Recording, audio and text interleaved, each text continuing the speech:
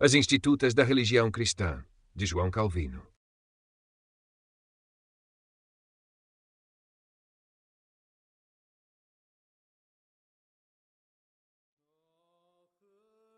E com certeza, nesse respeito, Deus tem providenciado de forma singular para a humanidade em todas as idades. Porque, se refletirmos sobre quão propensa é a mente humana a cair no esquecimento de Deus, como facilmente se inclina a todo tipo de erro, como de vez em quando se dedica a criar novas e fictícias religiões, será fácil entender como era necessário fazer tal depósito de doutrina que a protegeria de perecer pelo descuido, desaparecer no meio dos erros ou ser corrompida pela presunçosa audácia dos homens. Sendo assim, é manifesto que Deus, prevendo a ineficácia de sua imagem impressa na bela forma do universo, deu a assistência de sua palavra a todos aqueles que se agradou em instruir efetivamente. Nós também devemos seguir este caminho reto se aspirarmos sinceramente a uma genuína contemplação de Deus. Devemos ir, eu digo a palavra, onde o caráter de Deus, traçado a partir de suas obras, é descrito com precisão e com vida. Essas obras sendo avaliadas não pelo nosso julgamento corrompido, mas pelo padrão da verdade eterna. Se, como eu disse levemente, nos desviarmos dela, por maior que seja a velocidade com que nos movemos, nunca alcançaremos o objetivo, pois estamos fora do caminho. Devemos considerar que o brilho da face divina, que até um apóstolo declara ser inacessível, Timóteo 6,6, é uma espécie de labirinto, um labirinto para nós inextricável, se a palavra não nos servir como um fio para guiar nosso caminho, e que é melhor mancar no caminho do que correr com a maior rapidez fora dele. Daí o salmista, depois de declarar repetidamente Salmos 93, 97 e 99, que a superstição deve ser banida do mundo, a fim de que a religião pura floresça, apresenta Deus como reinando, significando com o termo não o poder que ele possui e exerce no governo da natureza universal, mas a doutrina pela qual ele mantém sua devida supremacia, porque o erro nunca pode ser erradicado do coração do homem, até que o verdadeiro conhecimento de Deus tenha sido implantado nele. Erro no final da seção 12. Testemunho do Espírito necessário. O testemunho do Espírito é necessário para dar plena autoridade às Escrituras, a impiedade de pretender que a credibilidade das Escrituras dependa do julgamento da Igreja. Seção 1. A autoridade das Escrituras não deriva dos homens, mas do Espírito de Deus. Objeção de que as Escrituras dependem da decisão da Igreja. Refutação 1. A verdade de Deus seria assim sujeita à vontade do homem. 2. Isso é insultante para o Espírito Santo. 3. Estabelece uma tirania na Igreja. 4. Forma uma massa de erros. Subverte a consciência. 6. Expõe nossa fé aos escárnios dos profanos. Outra resposta à objeção derivada das palavras do apóstolo Paulo. Solução das dificuldades levantadas pelos oponentes, segundo a objeção refutada. Uma terceira objeção fundada em um sentimento de Agostinho considerada. Conclusão. A autoridade das Escrituras está fundamentada no fato de serem faladas por Deus. Isso é confirmado pela consciência dos piedosos e pelo consentimento de todos os homens de mínima candura. Quarta objeção, comum na boca dos profanos, refutação. Última e necessária conclusão. A autoridade das Escrituras é selada nos corações dos crentes pelo testemunho do Espírito Santo. A certeza desse testemunho, confirmação dele a partir de uma passagem de Isaías e da experiência dos crentes também em outra passagem de Isaías. Antes de prosseguir mais, parece apropriado fazer algumas observações sobre a autoridade das Escrituras, para que nossas mentes não apenas sejam preparadas para recebê-las com reverência, mas também se despojem de toda dúvida quando aquilo que professa ser a palavra de Deus for reconhecido como tal. Nenhuma pessoa, a menos que desprovida de senso comum e dos sentimentos de um homem, terá a desesperada coragem de recusar crédito ao falante. Mas, uma vez que não há respostas diárias dadas do céu, e as Escrituras são os únicos registros nos quais Deus teve a bondade de consignar sua verdade à memória perpétua, a plena autoridade que elas deveriam possuir com os fiéis não é reconhecida, a menos que se acredite que tenham vindo do céu, tão diretamente quanto se Deus tivesse sido ouvido expressando-as. Este assunto merece ser tratado mais amplamente e ponderado mais precisamente, mas meus leitores me perdoarão por dar mais atenção ao que meu plano admite do que ao que a extensão deste tema exige. Um erro muito pernicioso tem prevalecido de maneira geral. As Escrituras são importantes apenas na medida em que lhes é concedida importância pelo sufrágio da Igreja. Como se a eterna e inviolável verdade de Deus pudesse depender da vontade dos homens, com grande insulto ao Espírito Santo. Pergunta-se: quem pode nos assegurar que as Escrituras procedem de Deus? Quem garante que elas chegaram seguras e sem danos aos nossos tempos? Quem nos persuade de que este livro deve ser recebido com reverência e aquele expurgado da lista? Não foi a Igreja que regulou todas essas coisas com certeza? Dessa forma, homens profanos, sob o pretexto da Igreja, buscam introduzir uma tirania desenfreada, sem se importar com as absurdidades nas quais se envolvem, desde que arranquem do simples este único reconhecimento, que nada é impossível para a Igreja. Mas o que será das miseráveis consciências em busca de alguma certeza sólida da vida eterna, se todas as promessas relacionadas a ela não tiverem melhor apoio do que o julgamento humano?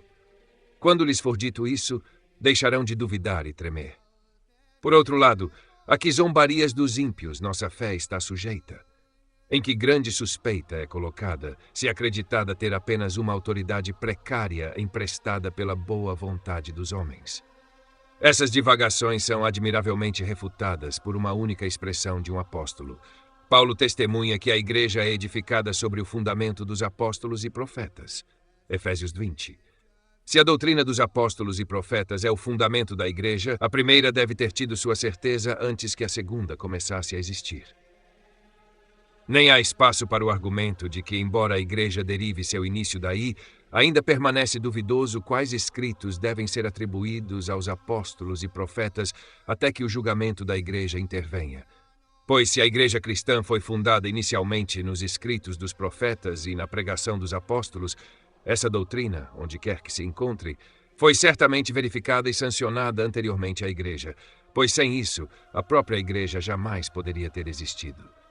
Portanto, nada pode ser mais absurdo do que a ficção de que o poder de julgar as Escrituras está na Igreja e que sua certeza depende de sua decisão. Quando a Igreja a recebe e lhe dá o selo de sua autoridade, ela não torna autêntico o que antes era duvidoso ou contestado, mas reconhecendo-o como a verdade de Deus, ela, como é seu dever, mostra sua reverência com um assentimento incondicional quanto à questão. Como seremos persuadidos de que veio de Deus sem recorrer a um grau da Igreja? É exatamente o mesmo que se perguntasse: como aprenderemos a distinguir luz das trevas, branco do preto, doce do amargo? As Escrituras carregam sobre si mesmas evidência tão clara de sua verdade quanto o branco e o preto de suas cores, o doce e o amargo de seus gostos. Estou ciente de que é usual citar uma frase de Agostinho, na qual ele diz que não acreditaria no Evangelho se não fosse movido pela autoridade da Igreja. Mas é fácil perceber, pelo contexto, o quão impreciso e injusto é dar-lhe tal significado. Ele estava argumentando contra os maniqueus, que insistiam em ser implicitamente acreditados, alegando que possuíam a verdade, embora não demonstrassem tê-la.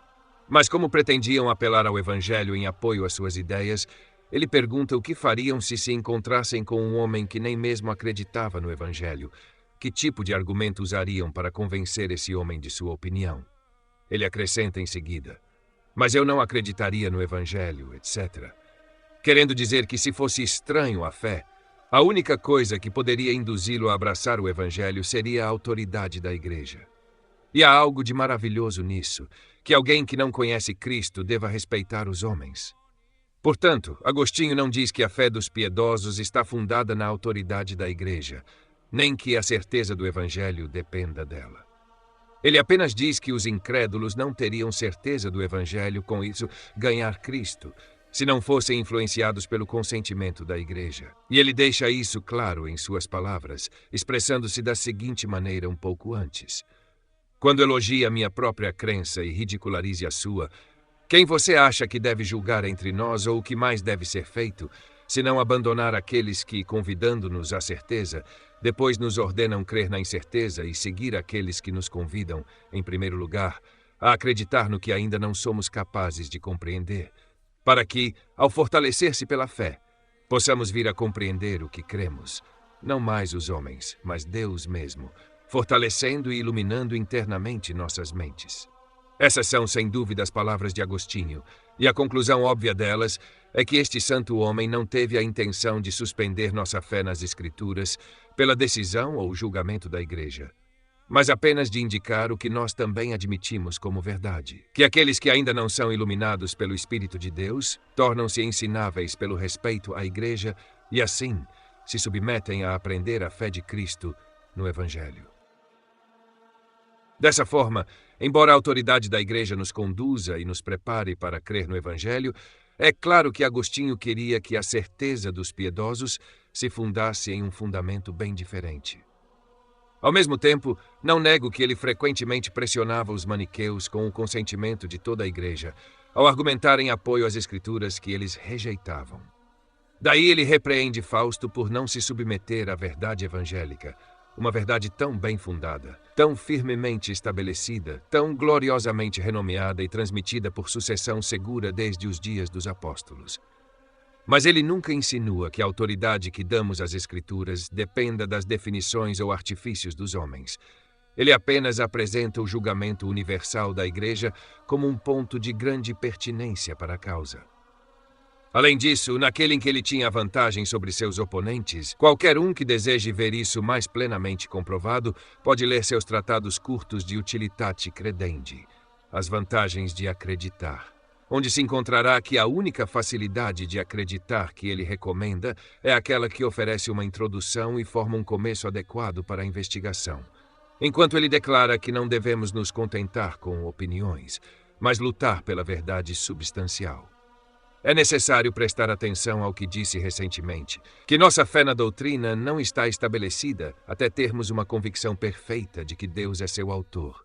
Daí, a prova mais alta das Escrituras é invariavelmente retirada do caráter daquele cuja palavra é.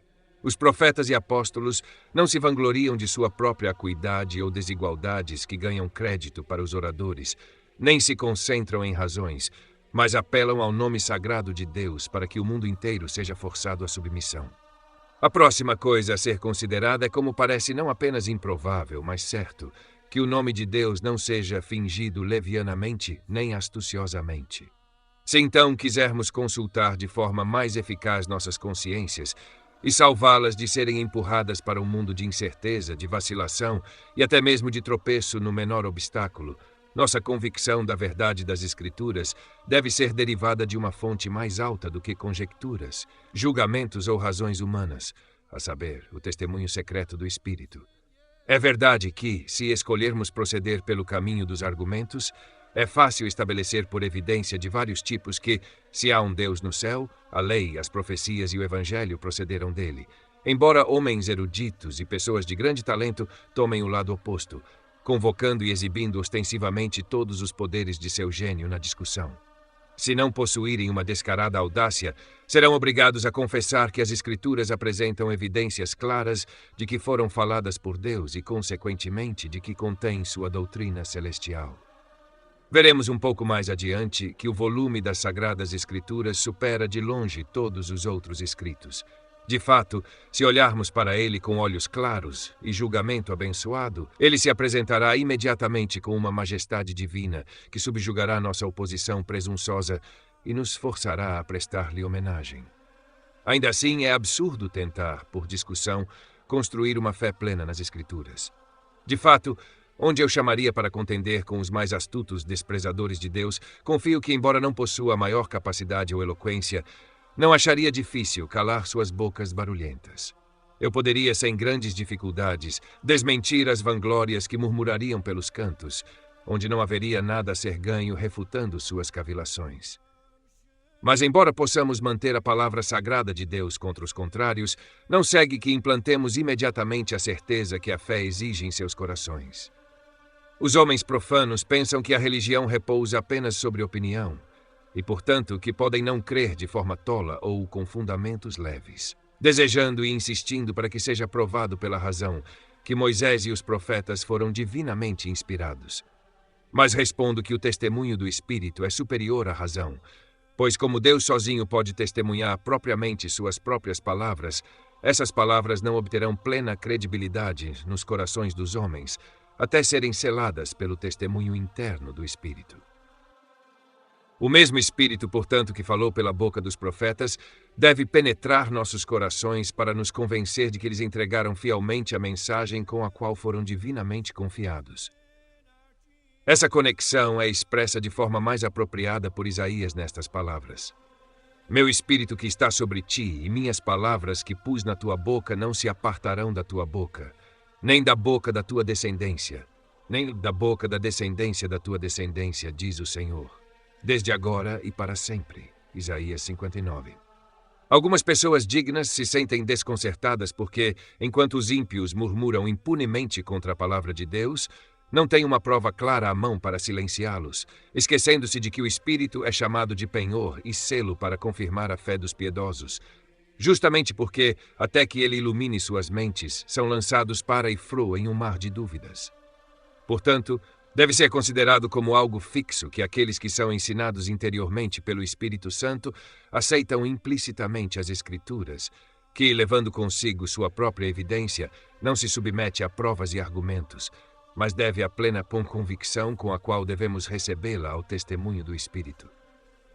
Iluminados por ele, não mais acreditamos nem em nosso próprio julgamento, nem no de outros que as Escrituras são de Deus, mas de maneira superior ao julgamento humano. Sentimos-nos perfeitamente assegurados, tanto quanto se víssemos a imagem divina visivelmente impressa nela, de que nos chegou pela instrumentalidade dos homens, diretamente da boca de Deus. Não pedimos provas ou probabilidades sobre as quais basear nosso julgamento, mas submetemos nossa intelectualidade e julgamento a ela, como algo transcendente demais para que possamos estimar. No entanto, não o fazemos de maneira que alguns têm o hábito de fazer, fixando-se em um objeto desconhecido, que assim que conhecido, desagrada. Mas porque temos uma convicção profunda de que, ao mantê-la, mantemos uma verdade inatacável, não como homens miseráveis cujas mentes são escravizadas pela superstição, mas porque sentimos uma energia divina vivendo e respirando nela. Uma energia pela qual somos atraídos e animados a obedecer-lhe de boa vontade, sim, e conscientemente, mas de maneira mais vívida e eficaz do que poderia ser feito pela vontade ou conhecimento humanos. Daí, Deus justamente exclama pela boca de Isaías: Vós sois minhas testemunhas, diz o Senhor, e meu servo a quem eu escolhi, para que saibais e creiais em mim, e compreendais que eu sou ele. Tal é a convicção que não pede razões. Tal é o conhecimento que concorda com a razão mais elevada, a saber, o conhecimento em que a mente repousa mais firmemente e seguramente do que em qualquer razão. Tal é, enfim, a convicção que somente a revelação do céu pode produzir. Não digo mais do que cada crente experimenta em si mesmo, embora minhas palavras fiquem muito aquém da realidade. Não me detenho neste assunto no momento, pois voltaremos a ele novamente. Agora, apenas entendamos que a única fé verdadeira é aquela que o Espírito de Deus sela em nossos corações. De fato, o leitor modesto e ensinável encontrará razão suficiente na promessa contida em Isaías de que todos os filhos da Igreja renovada serão ensinados pelo Senhor. Isaías 54. Esse privilégio singular Deus concede apenas aos seus eleitos, a quem separa do resto da humanidade. Pois, qual é o começo da verdadeira doutrina, senão a pronta disposição para ouvir a palavra de Deus? E Deus, pela boca de Moisés, assim exige ser ouvido. Não está no céu, para que digas quem subirá por nós ao céu e nos atrará para que a ouçamos e a cumpramos. Mas a palavra está muito perto de ti, na tua boca e no teu coração. Deuteronômio 30. Deus, tendo se agradado de reservar o tesouro da inteligência para seus filhos, não é de admirar que tanta ignorância e estupidez sejam vistas na grande maioria da humanidade. Na maioria incluo até mesmo aqueles especialmente escolhidos, até que sejam enxertados no corpo da igreja.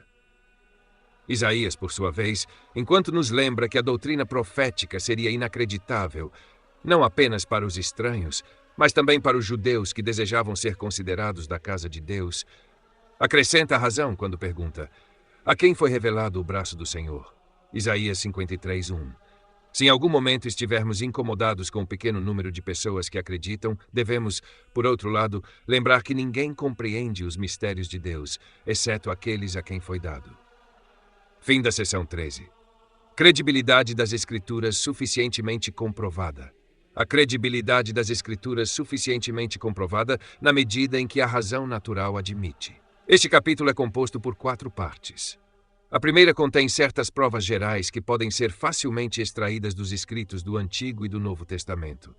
Estas incluem o arranjo do volume sagrado, sua dignidade, verdade, simplicidade, eficácia e majestade, seções 1 e 2. A segunda parte contém provas específicas retiradas do Antigo Testamento, como a antiguidade dos livros de Moisés, sua autoridade, seus milagres e profecias, seções 3 a 7, além das previsões de outros profetas e sua notável harmonia, seção 8. A seguir, há uma refutação de 2 objeções contra os livros de Moisés e os profetas, seções 9 e 10. A terceira parte apresenta provas extraídas do Novo Testamento, como a harmonia dos evangelistas em seus relatos dos mistérios celestes, a majestade dos escritos de João, Pedro e Paulo, a notável vocação dos apóstolos e a conversão de Paulo, seção 11. A última parte apresenta provas tiradas da história eclesiástica, como o consentimento perpétuo da Igreja em aceitar e preservar a verdade divina, a força invencível da verdade em se defender, o acordo entre os piedosos, apesar das muitas diferenças em outros aspectos, a profissão piedosa da mesma doutrina por muitos homens ilustres e a constância mais que humana dos mártires, seções 12 e 13. Segue-se uma conclusão do tópico específico discutido. Seção 1. Auxílios secundários para estabelecer a credibilidade das Escrituras. 1. O arranjo do volume sagrado. 2. Sua dignidade. 3. Sua verdade. 4. Sua simplicidade. 5. Sua eficácia. Seção 2. A majestade evidente nos escritos dos profetas. Seção 3. Provas especiais do Antigo Testamento. 1. A antiguidade dos livros de Moisés. Seção 4. Esta antiguidade contrastada com os sonhos dos egípcios. A majestade dos livros de Moisés. Seção 5. Os milagres e profecias de Moisés, uma objeção profana refutada. Seção 6. Outra objeção profana refutada. Seção 7. As profecias de Moisés sobre o cetro não se afastando de Judá e o chamado dos gentios. Seção 8. As previsões de outros profetas, a destruição de Jerusalém e o retorno do cativeiro babilônico. A harmonia dos profetas, a célebre profecia de Daniel. Seção 9. Objeção contra Moisés e os profetas, resposta a ela. Seção 10. Outra objeção e resposta sobre a providência maravilhosa de Deus na preservação dos livros sagrados, a tradução grega, o cuidado dos judeus. Seção 11. Provas especiais do Novo Testamento. 1. A harmonia dos evangelistas e a sublime simplicidade de seus escritos. 2. A majestade de João, Paulo e Pedro. 3. O chamado dos apóstolos e a conversão de Paulo. Seção 12. Provas da história da Igreja. 1. O consentimento perpétuo da Igreja em receber e preservar a verdade.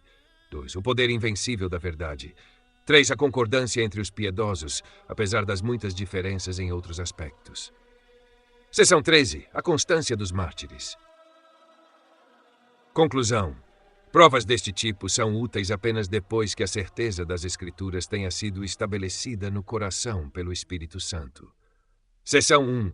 Em vão seriam fortalecidas a autoridade das Escrituras por argumentos ou sustentadas pelo consentimento da Igreja ou confirmadas por outros auxílios, se não fossem acompanhadas por uma certeza mais alta e forte do que o julgamento humano pode oferecer. Até que esta fundação melhor tenha sido lançada, a autoridade das Escrituras permanece em suspense. Por outro lado, quando reconhecemos sua isenção da regra comum, recebemos-la reverentemente e de acordo com sua dignidade. As provas que não eram tão fortes para produzir e fixar uma convicção plena em nossas mentes tornam-se ajudas mais apropriadas, pois é admirável como somos confirmados em nossa crença quando consideramos mais atentamente como o sistema de sabedoria divina contido nela está organizado, como a doutrina está perfeitamente livre de tudo o que cheira à terra, como harmoniza belamente em todas as suas partes e como é rica em todas as outras qualidades que conferem uma aparência de majestade à composição. Nossos corações são ainda mais firmemente assegurados quando refletimos, coletados, nossa admiração é despertada mais pela dignidade da matéria do que pelas graças do estilo. Pois não foi sem uma admirável organização da providência que os sublimes mistérios do reino dos céus foram, em grande parte, entregues com uma mediocridade desprezível de palavras. Se tivessem sido adornados com uma eloquência mais esplêndida, os ímpios poderiam ter argumentado e alegado que isso constituía toda a sua força. Mas agora, quando uma simplicidade não polida, quase beirando a rudeza, causa uma impressão mais profunda do que os mais altos voos da oratória, O que isso indica? Senão que as Sagradas Escrituras são poderosas demais na força da verdade para precisar da arte do retórico. Daí, houve boa razão para a declaração dos apóstolos de que a fé dos coríntios não estava fundada na sabedoria humana, mas no poder de Deus. Esta palavra e pregação entre eles não foram com palavras persuasivas de sabedoria humana, mas na demonstração do Espírito e poder. 1 Coríntios 2:5.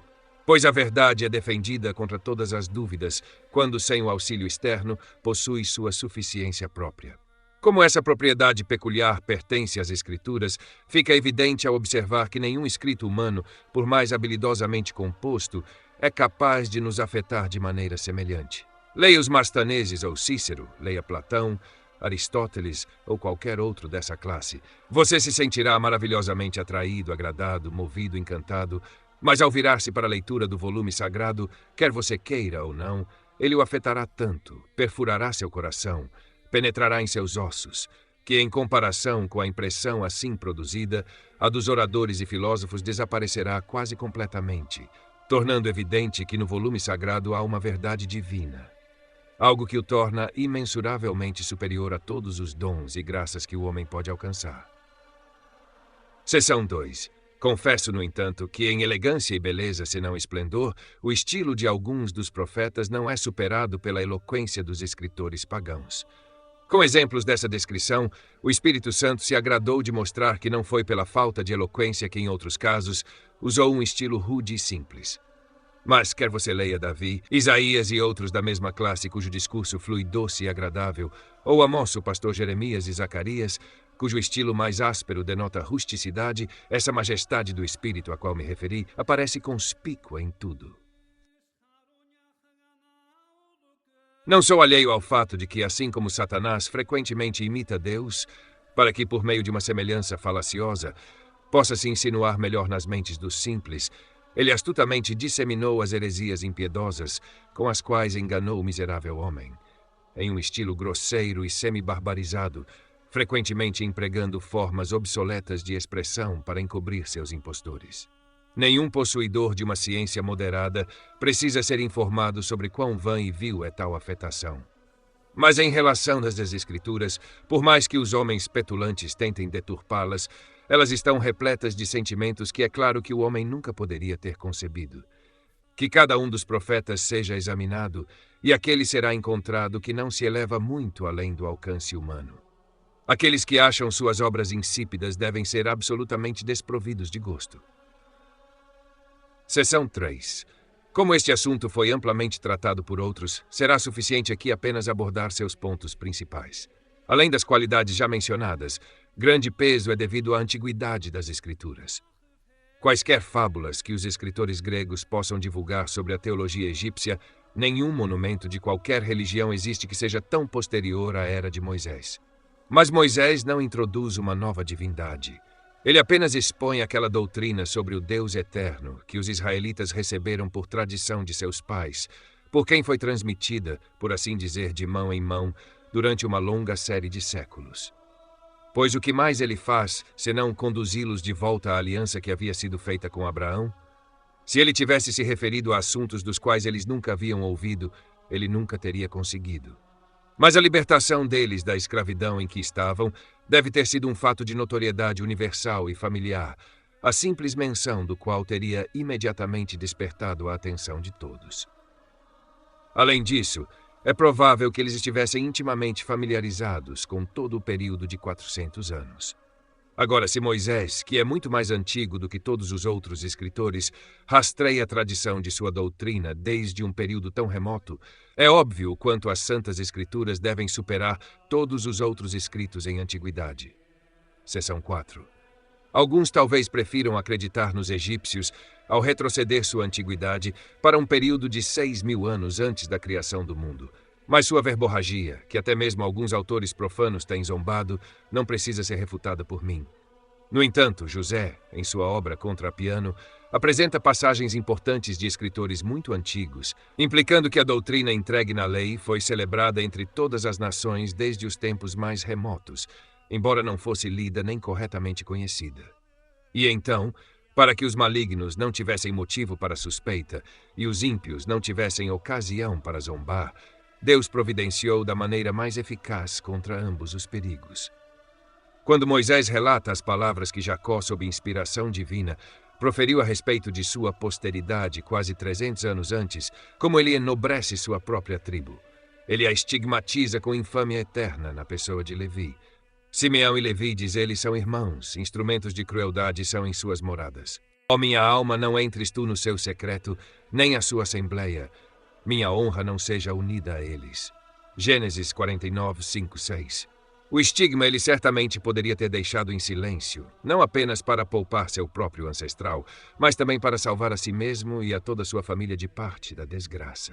Como pode qualquer suspeita se apegar àquele que, ao proclamar voluntariamente que o primeiro fundador de sua família foi declarado detestável por um oráculo divino, nem consulta seu próprio interesse privado, nem evita incorrer em desprezo entre sua tribo, que deve ter se ofendido com a afirmação do fato?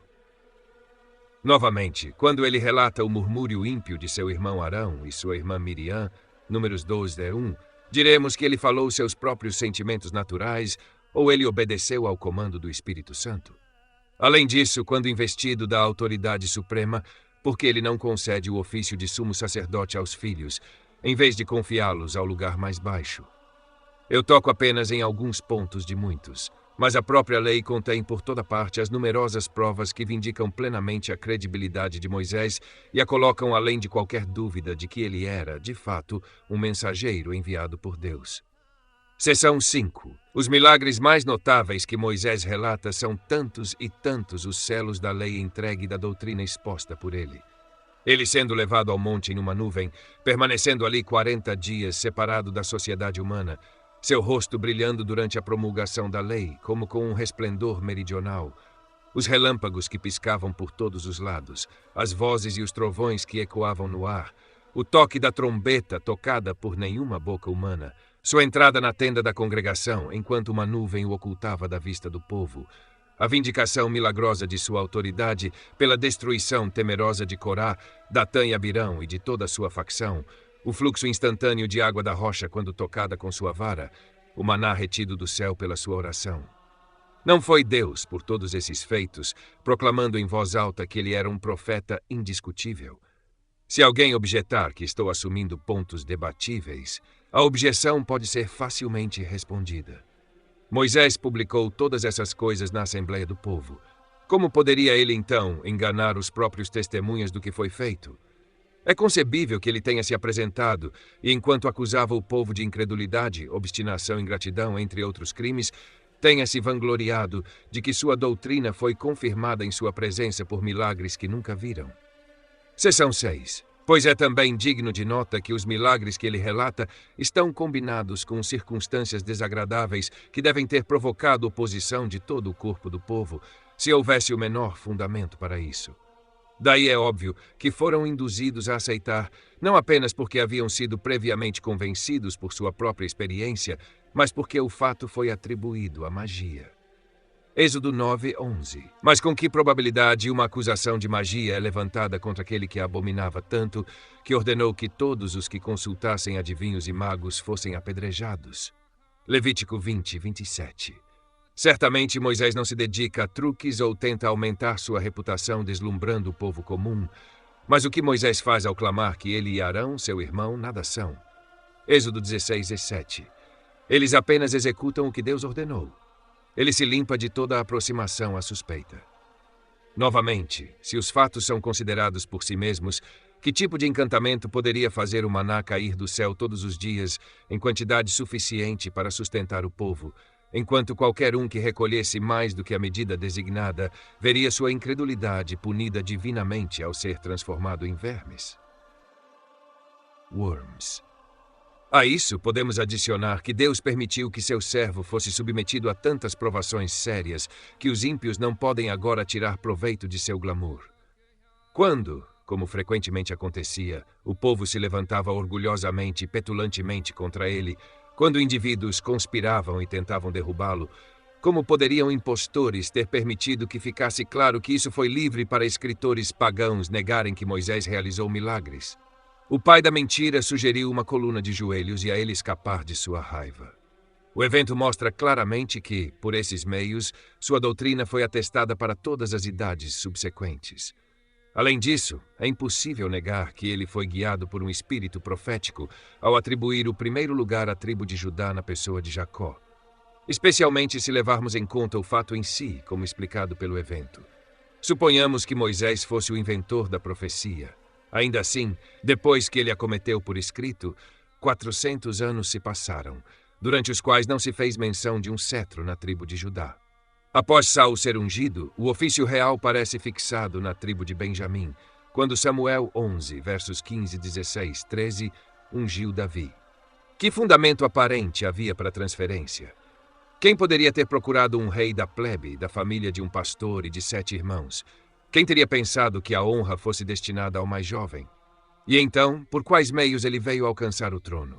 Quem ousaria dizer que sua unção foi regulada por arte humana, habilidade ou prudência, e não foi, ao invés disso, o cumprimento de uma profecia divina? De maneira semelhante, as previsões, embora obscuras, da inclusão dos gentios na aliança divina, visto que não foram cumpridas até quase 2000 anos depois, deixam claro que Moisés falou sob inspiração divina. Eu cito outras previsões que tão claramente indicam uma revelação divina que todos os homens de mente sã devem ver que foram faladas por Deus. Em resumo, a canção de Moisés, em Deuteronômio 32, é um espelho claro no qual Deus é manifestamente visto.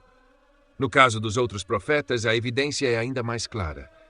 Vou selecionar apenas alguns exemplos, pois seria tedioso enumerar todos. Isaías, em seu próprio tempo, quando o reino de Judá estava em paz e até tinha alguma razão para confiar na proteção dos caldeus, falou da destruição da cidade e do cativeiro do povo. Isaías 55. Supondo que isso não seja uma evidência suficiente de inspiração divina para prever muitos anos antes eventos que na época pareciam fabulosos, mas que acabaram por se revelar verdadeiros, o que se dirá das profecias que ele pronunciou sobre o retorno do povo? Se não vieram de Deus, ele nomeou Ciro, por meio de quem os caldeus seriam subjugados e o povo restaurado à liberdade, após o qual o profeta falou. Mais de 100 anos se passaram antes do nascimento de Ciro, que foi quase o período entre a morte de um e o nascimento do outro. Naquele momento, era impossível prever que algum Ciro surgiria para fazer guerra aos babilônios e, após submeter seu poderoso império, pôr fim ao cativeiro dos filhos de Israel. Não demonstra claramente essa simples narrativa sem adornos que o que Isaías falou não foi uma conjectura humana, mas o inquestionável oráculo de Deus?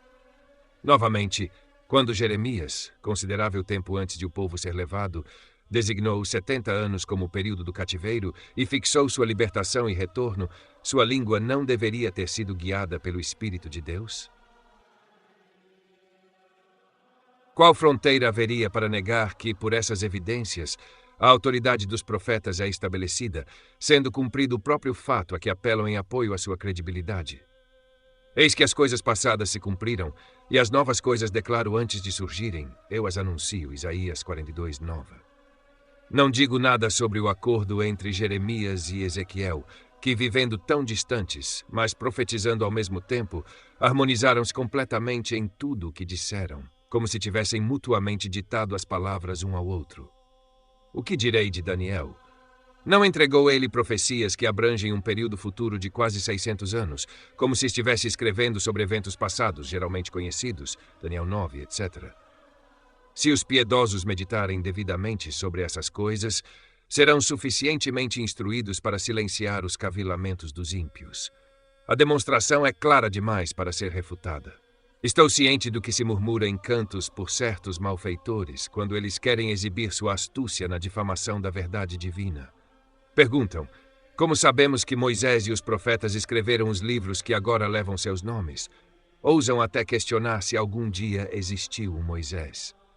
Se alguém questionasse se algum dia existiu um Platão, Aristóteles ou Cícero, não seria considerado um castigo por tal tolice? A lei de Moisés foi maravilhosamente preservada mais pela providência divina do que pelo cuidado humano, e embora, devido à negligência dos sacerdotes, tenha ficado oculta por um breve período, desde que foi encontrada pelo bom rei Josias, 2 Reis de 8, 2 Crônicas 34, 15, ela tem continuado nas mãos dos homens e, desde então, transmitida de geração em geração, sem interrupção. Nem mesmo quando Josias a trouxe à tona foi ela um livro desconhecido ou novo, mas um que sempre foi uma questão de notoriedade e de pleno conhecimento. O escrito original tinha sido depositado no templo e a cópia tirada dele fora arquivada nos arquivos reais.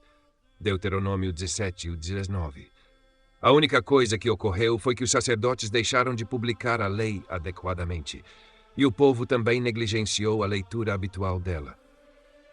Posso acrescentar que raramente passou um período em que sua autoridade não fosse confirmada e renovada. Os livros de Moisés eram desconhecidos daqueles que tinham os Salmos de Davi em mãos.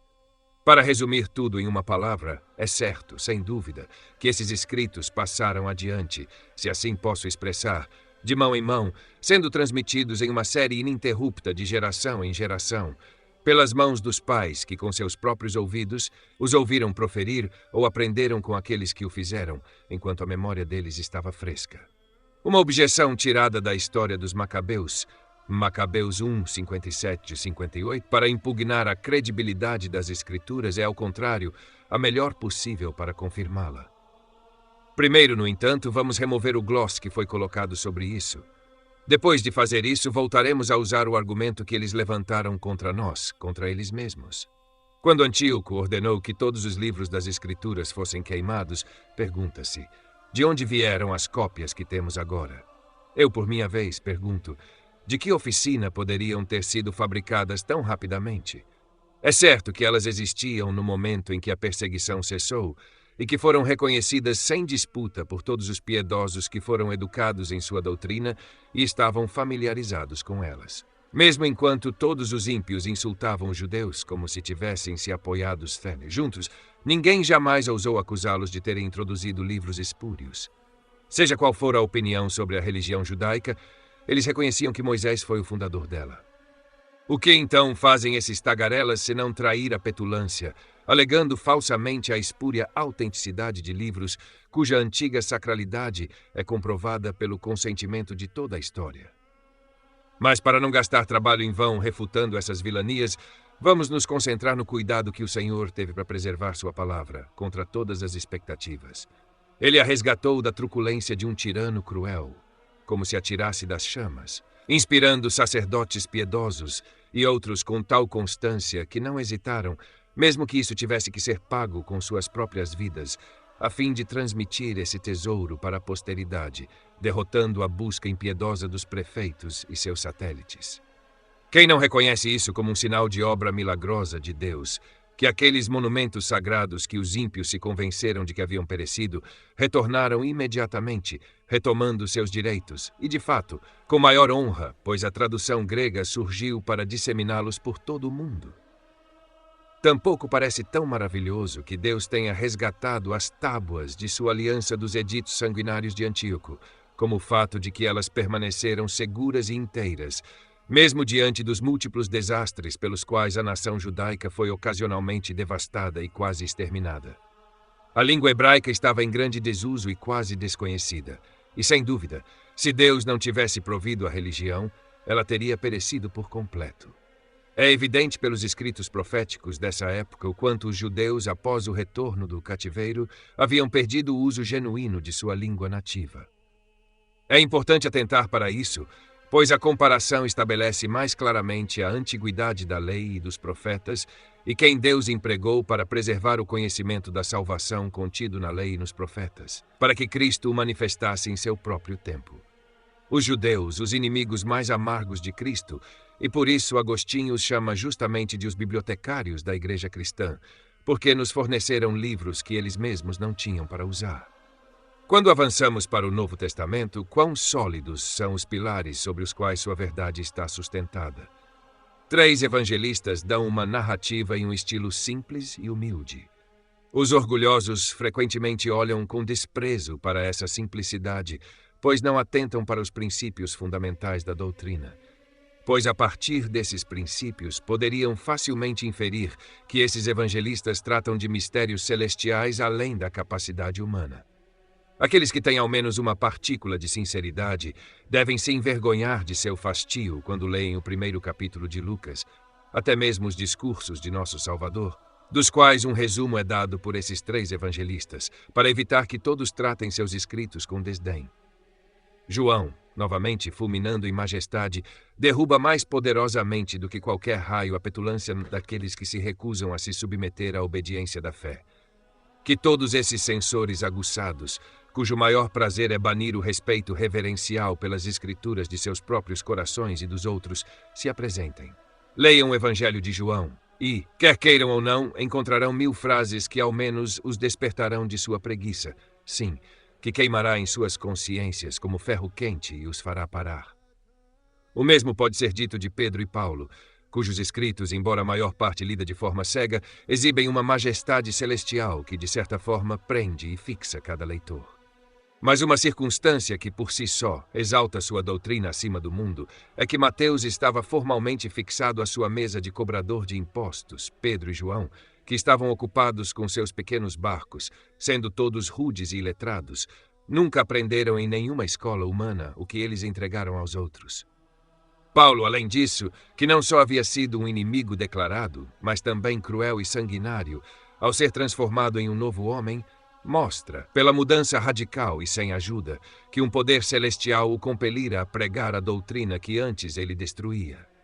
Que esses cães neguem que o Espírito Santo desceu sobre os apóstolos, ou, se não, que se recusem a acreditar na história. Mesmo assim, as próprias circunstâncias proclamam que o Espírito Santo deve ter sido o mestre daqueles que, antes desprezados entre o povo, de repente começaram a falar de maneira tão magnífica sobre mistérios celestiais. Adicione ainda que, por boas razões, o consentimento da Igreja não é sem peso, pois não é irrelevante, desde a primeira publicação das Escrituras, tantas gerações tenham uniformemente concordado em obedecer a elas, e que, apesar das muitas tentativas extraordinárias feitas por Satanás e o mundo inteiro para oprimir, derrubar ou apagar completamente da memória humana, a palavra floresceu como a palmeira e continuou invencível. Embora em todos os tempos quase não tenha havido sofista ou orador de destaque que não tenha se oposto a ela, seus esforços provaram-se inúteis. As forças da terra se armaram para sua destruição, mas todas as suas tentativas se desvaneceram em fumaça. Quando atacada com tamanha força de todos os lados, como ela poderia ter resistido se tivesse confiado apenas no auxílio humano? Não, sua origem divina é mais completamente estabelecida pelo fato de que, quando todos os desejos humanos estavam contra ela, ela avançou com sua própria energia, e não foi uma única cidade ou nação que concordou em recebê-la e abraçá-la. Sua autoridade foi reconhecida tão longe quanto o mundo se estende, várias nações, que não tinham mais nada em comum, unindo-se para esse propósito em uma liga santa. Além disso, enquanto devemos dar o maior peso ao acordo entre as mentes tão diversificadas e, em todas as outras coisas, tão em desacordo entre si, um acordo que uma providência divina. Claro, aqui está o texto sem a numeração.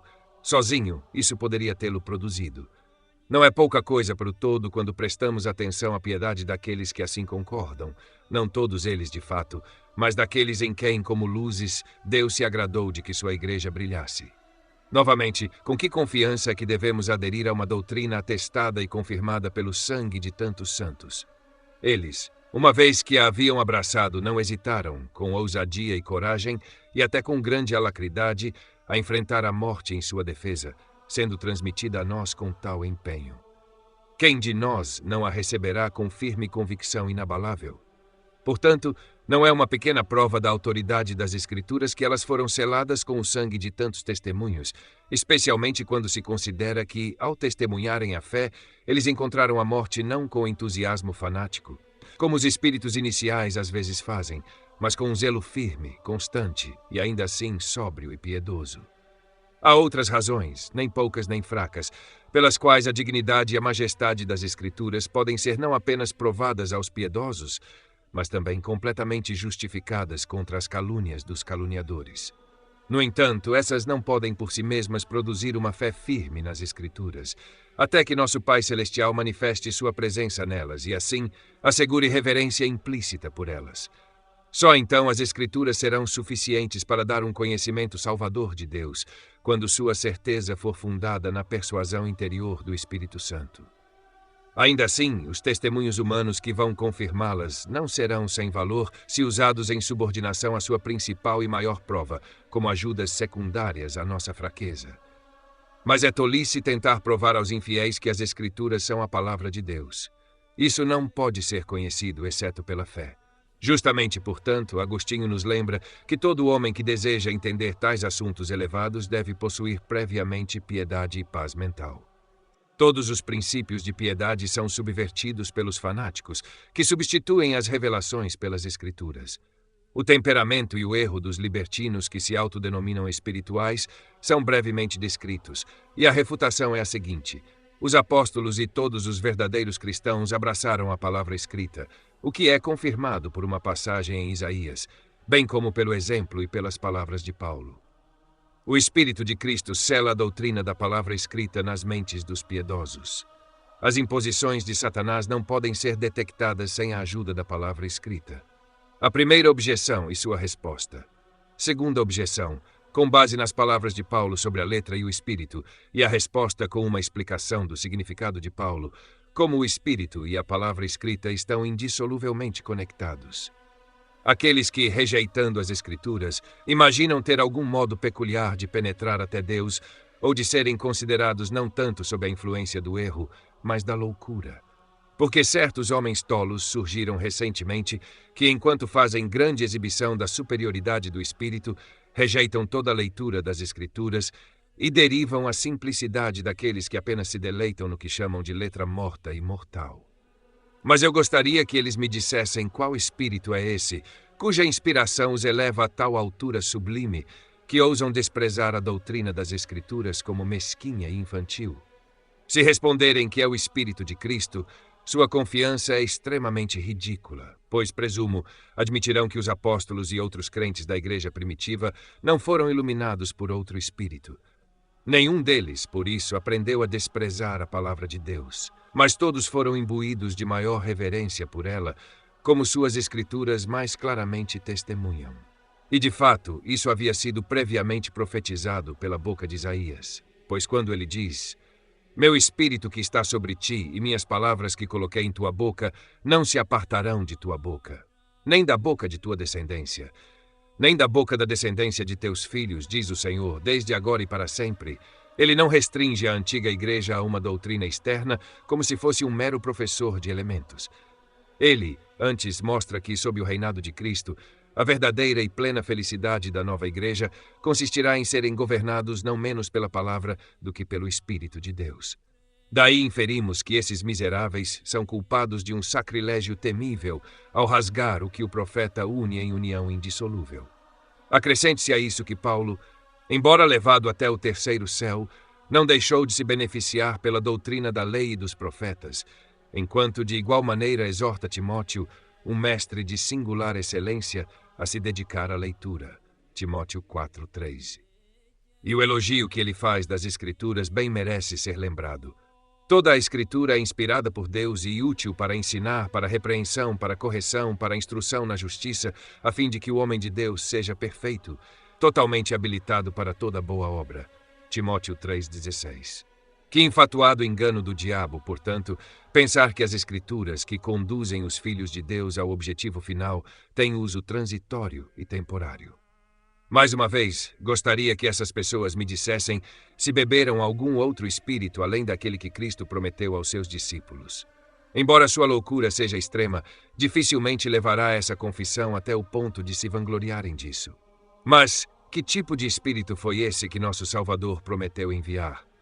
Um que não fale por si mesmo, mas que sugira e instile a verdade que ele mesmo entregou por meio da palavra.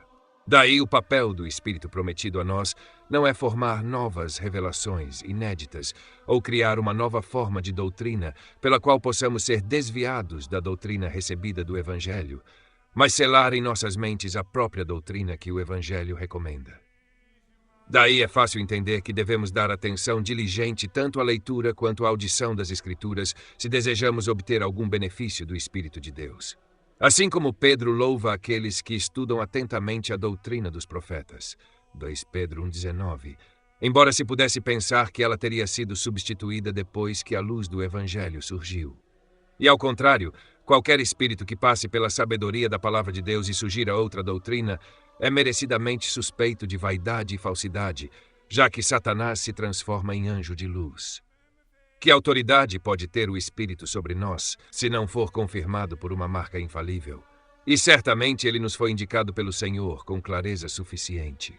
Mas esses miseráveis erram como se estivessem inclinados à sua própria destruição, enquanto buscam o Espírito de si mesmos, em vez de procurá-lo nele. No entanto, dizem que é insultante submeter o Espírito a quem todas as coisas devem ser submetidas, as Escrituras, como se fosse desonroso ao Espírito Santo manter uma semelhança perfeita em todo o ser, em todos os aspectos, consistente consigo mesmo. Claro, se fosse submetido a um padrão humano, angelical ou de qualquer outro tipo estrangeiro, poderia ser pensado que ele estaria subordinado ou, se quiser, em cativeiro. Mas, enquanto for comparado consigo mesmo e considerado em si mesmo, como pode ser dito que ele, por isso, é prejudicado? Admito que ele seja colocado à prova, mas o próprio teste pelo qual é prazeroso a ele que sua majestade seja confirmada. Devemos ouvir sua voz, mas para que Satanás não se insinue sob seu nome, ele deseja que o reconheçamos pela imagem que ele estampa nas Escrituras. O autor das Escrituras não pode variar e mudar sua semelhança. Tal como apareceu no início, tal ele permanecerá perpetuamente. Não há nada contínuo para ele nisso, a menos que pensemos que seria honroso para ele degenerar e se rebelar contra si mesmo. Seu argumento contra nossa aderência às letras mortas carrega consigo a punição que merecem por desprezar as Escrituras. É claro que Paulo está discutindo contra falsos apóstolos, 2 Coríntios 3:6, que, recomendando a lei sem Cristo, privam o povo do benefício da nova aliança, pela qual o Senhor promete escrever sua lei nos corações dos crentes e gravá-la em seus íntimos. A letra, portanto, é morta. E a lei do Senhor mata seus leitores quando é descoberta fora da graça de Cristo e apenas soa aos ouvidos sem tocar o coração. Mas, se for efetivamente impressa no coração pelo Espírito, se exibe Cristo, é a palavra da vida, convertendo a alma e tornando sábio o simples. Sim, na mesma passagem o apóstolo chama sua própria pregação de ministério do Espírito, insinuando que o Espírito Santo se apega à sua própria verdade como ele a expressou nas Escrituras, e só então exerce e coloca à prova sua força quando a palavra é recebida com o devido respeito. Não há nada de desprezível ou indigno nas palavras de Cristo, pois o Senhor entrelaçou de tal maneira a certeza de sua palavra e de seu Espírito, que nossas mentes são devidamente imbuídas de reverência pela palavra, quando o Espírito, iluminando-a, nos permite ali contemplar o rosto de Deus. Por outro lado, abraçamos o Espírito sem o risco de engano, quando reconhecemos em sua imagem, que está em sua palavra. Assim, de fato, Deus não produziu sua palavra diante dos homens com o intuito de exibi-la repentinamente, pretendendo aboli-la no momento em que o Espírito chegasse, mas ele empregou o mesmo Espírito, por meio do qual havia administrado a palavra, para completar sua obra, pela eficaz confirmação da palavra. Desta forma, Cristo explicou aos 2 discípulos em Lucas 24:27 que não deviam rejeitar as Escrituras e confiar apenas em sua própria sabedoria, mas que deveriam entender as Escrituras da mesma maneira. Quando Paulo diz aos Tessalonicenses não apaguem o Espírito, ele não os eleva a especulações vazias, apartadas da palavra. Ele imediatamente acrescenta, não desprezeis as profecias. Tessalonicenses 5:20. Com isso, sem dúvida, ele insinua que a luz do Espírito é apagada no momento em que as profecias caem em desprezo. Como isso é respondido por aqueles entusiastas arrogantes que, em sua ideia, a única verdadeira iluminação consiste em deixar a palavra de Deus de lado, com descuido, enquanto com a mesma confiança que a tolice, se agarram a qualquer ideia sonhadora que tenha surgido casualmente em suas mentes? Certamente uma sobriedade bem diferente deve caracterizar os filhos de Deus, pois sentem que, sem o Espírito de Deus, estão completamente desprovidos da luz da verdade. Assim, eles não ignoram que a palavra é o instrumento pelo qual a iluminação do Espírito é dispensada. Não conhecem outro Espírito além daquele que habitou e falou nos apóstolos, o Espírito por cujos oráculos eles são convidados diariamente a ouvir a palavra. Na Escritura, o verdadeiro Deus depôs exclusivamente todos os deuses dos gentios. Seção 1. Explicação do conhecimento de Deus. Retomado, Deus se manifesta nas Escrituras da mesma forma que se delineia em suas obras. Os atributos de Deus, conforme descritos por Moisés, Davi e Jeremias, explicação desses atributos e uso resumo desse conhecimento. A Escritura, ao nos direcionar ao verdadeiro Deus, exclui os deuses dos gentios, que, no entanto, em algum sentido, mantinham a unidade de Deus. Seção 1. Observamos formalmente que o conhecimento de Deus, que em outros aspectos não é obscurecido na estrutura do mundo e em todas as criaturas, é explicado de forma mais clara e familiar pela palavra. Pode agora ser apropriado mostrar que, na Escritura, o Senhor se apresenta no mesmo caráter em que já vimos delineado em suas obras. Uma discussão completa sobre esse assunto ocuparia um grande espaço, mas aqui será suficiente fornecer uma espécie de índice para que o leitor piedoso, prestando atenção, possa entender que tipo de conhecimento de Deus ele deve buscar principalmente nas Escrituras e ser direcionado quanto à forma de conduzir essa busca. Não me refiro agora à aliança particular pela qual Deus distinguiu a raça de Abraão das demais nações, pois quando, por adoção gratuita, admitiu aqueles que eram seus inimigos à posição de filhos, ele ainda assim agiu no caráter de um redentor. No entanto, no momento, estamos considerando o conhecimento que se limita à criação do mundo sem ascender a Cristo, o mediador.